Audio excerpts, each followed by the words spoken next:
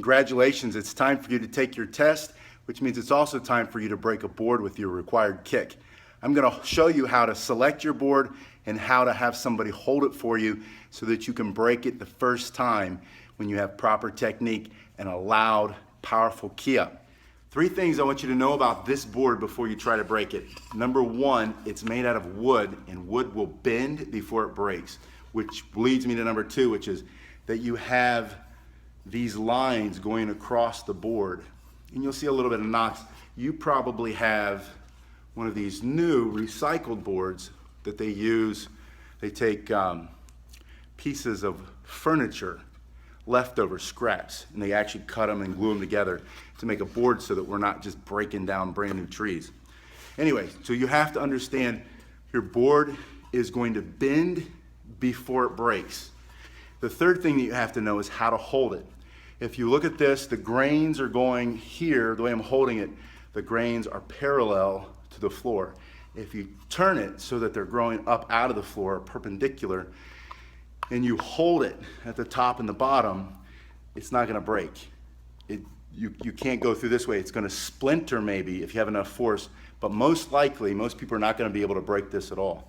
So you have to hold in a way that it can bend against the grain until it snaps, and you'll see that bending. This is a really old pine board, so I'm gonna show you.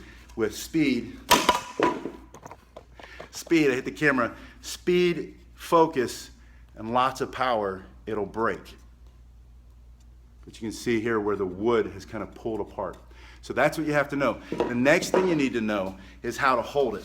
And almost all the breaks you're gonna hold for, you're gonna have somebody hold for you, you're gonna hold at the bottom and the top of the board, and you're gonna pinch your fingers into the palm of your hand. If your fingers are tight as you're holding it, and someone kicks the board and hits your fingers a little bit, it won't hurt as much. If your hands or your fingers are relaxed and they hit your fingers, it's gonna smash them into the board and your hand will hurt.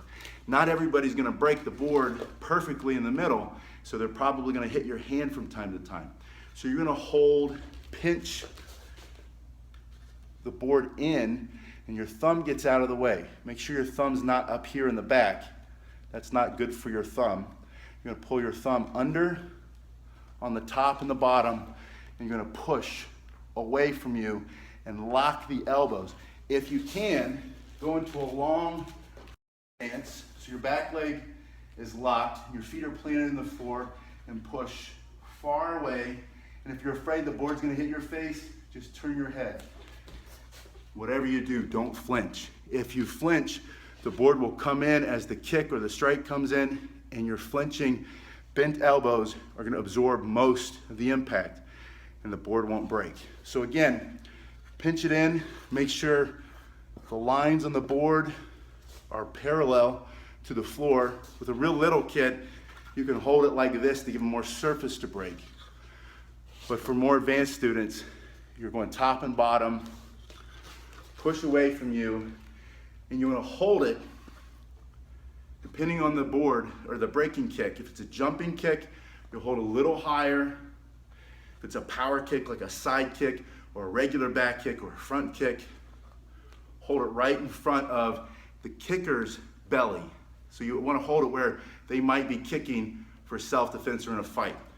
So for example, for the jump back kick, you're going to hold it a little higher in front of your chest, but not too high. The breaker's going to be a little nervous unless they're really athletic and powerful in their jump. It's going to hold it about their chest height. Push, lock the elbows, pinch the board in, keep the thumbs on the top and the bottom, and allow them to go through the middle. Now to break, again, speed, focus, and a loud key up.